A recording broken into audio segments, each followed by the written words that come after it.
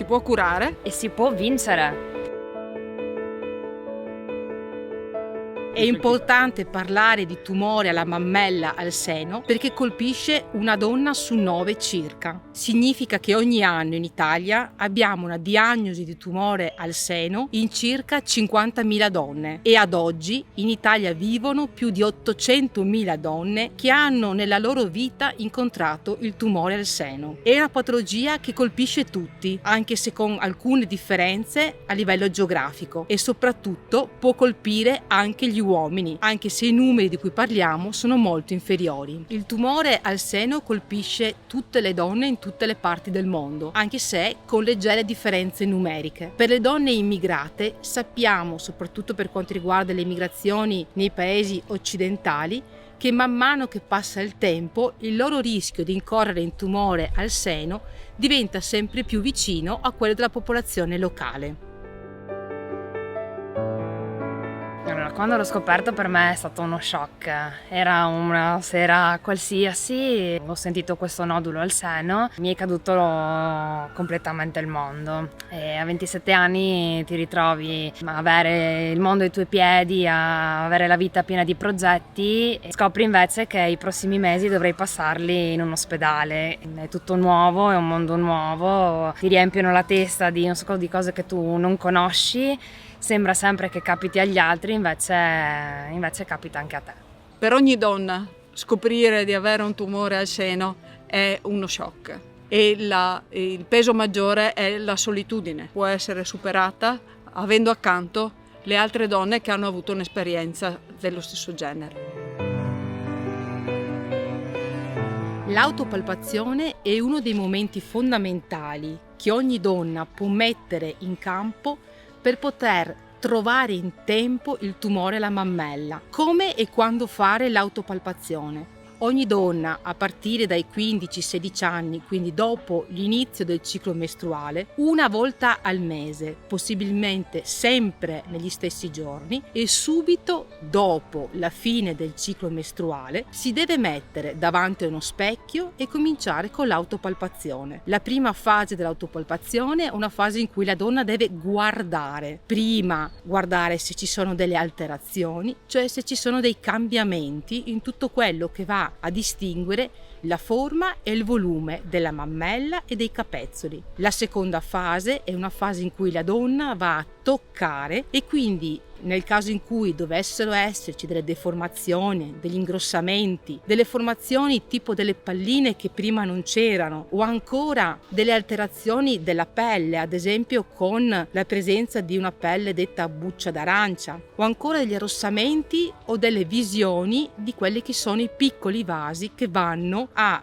trovarsi sulla superficie della mammella del seno. Ancora la donna deve proseguire andando a valutare se c'è una secrezione, ovvero se dal capezzolo esce qualche tipo di materiale. Ed infine deve sempre andare a valutare anche a livello dell'ascella se ci sono delle alterazioni. Ricordarsi che va sempre coperto e ispezionato tutto quanto quello che è il torace anteriore, quindi tutto quello che in qualche modo possiamo identificare come mammella. Molto utili possono essere alcuni video che si possono trovare ad esempio anche in YouTube, in siti dedicati, o anche delle immagini che possiamo trovare in alcuni sempre siti scientifici che possono proprio aiutarci a capire come fare in maniera adeguata l'autopalpazione. L'autopalpazione è indispensabile non tanto perché la donna è chiamata a far diagnosi, ma perché ogni donna è chiamata ad accorgersi di ogni cambiamento del proprio corpo e questo la deve portare immediatamente a rivolgersi al proprio medico curante, che saprà indirizzarla in merito. Io mi ritengo molto fortunata perché l'ho scoperto grazie all'autopalpazione. A casa mia mamma me l'ha insegnato e dopo il ciclo, insomma, ho iniziato a farlo una sera qualsiasi e ho sentito questo nodulo. Per quello credo sia importante che tutte le donne imparino a conoscere il proprio corpo perché può salvare la vita. Sono gesti semplici che se saputi fare, insomma, possono veramente salvare. Oltre all'autopalpazione diventano indispensabili alcuni esami e visite da fare proprio per poter prendere in tempo il tumore alla mammella. A partire dai 30-35 anni diventa importante eseguire ogni 18-24 mesi un'ecografia alla mammella, al seno. Dai 40 anni ai 50 anni consigliamo l'esecuzione sempre ogni 12-18 mesi circa di mammografia al seno, ma anche di ecografia al seno associata. Dai 50 anni invece parte il progetto dello screening sanitario, con il quale le donne vengono chiamate ad eseguire ogni 2 anni la mammografia. È chiaro che al di fuori di questo tipo di programma diventa indispensabile eseguire esami di approfondimento ogni qualvolta vi sia un'alterazione o comunque una qualche modifica che viene rilevata. È ancora indispensabile eseguire ulteriori accertamenti e approfondimenti quando vi siano stati in famiglia casi di tumore alla mammella, tumore al seno. Con questa malattia non si scherza. Internet è pieno di fake news, dobbiamo assolutamente affidarci alla scienza e agli specialisti. Ancora oggi ci scontriamo molto spesso con delle fake news, ovvero con delle informazioni assolutamente sbagliate. Tra queste alcune, la più importante forse è che l'agobiopsia, ovvero il prelievo di materiale verosimilmente tumorale della mammella, possa provocare una diffusione del tumore stesso. Ecco, dobbiamo dire che questo non è assolutamente vero, perché il prelievo viene fatto con un ago speciale che evita proprio la disseminazione, ovvero l'espandimento di queste cellule tumorali, mentre è indispensabile eseguire tale esame se vogliamo avere diagnosi esatta e quindi poter avere la cura mirata per quel tumore, per quella donna. Ancora altre informazioni sbagliate con le quali ancora dobbiamo scontrarci è ad esempio che una mammella di piccole dimensioni possa aver pochi rischi di incorrere in un tumore della mammella stessa, cosa assolutamente non veritiera, o ancora che l'utilizzo del reggiseno o l'utilizzo di alcuni deodoranti possano determinare un aumento di rischio del tumore alla mammella. Bene, sappiamo che a questo tipo di dispositivo, ovvero di reggiseno e deodorante, non è assolutamente associata un aumento di tumore al seno. Ad oggi, nel nord Italia, il tasso di guarigione complessivo per il tumore alla mammella in tutti i suoi stadi è circa dell'83-87%.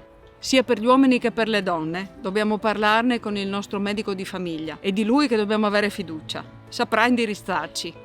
La terapia per il tumore al seno è specifica e diversa per ciascuna persona e sono gli specialisti che indicano quale tipo di terapia risulta più adeguata.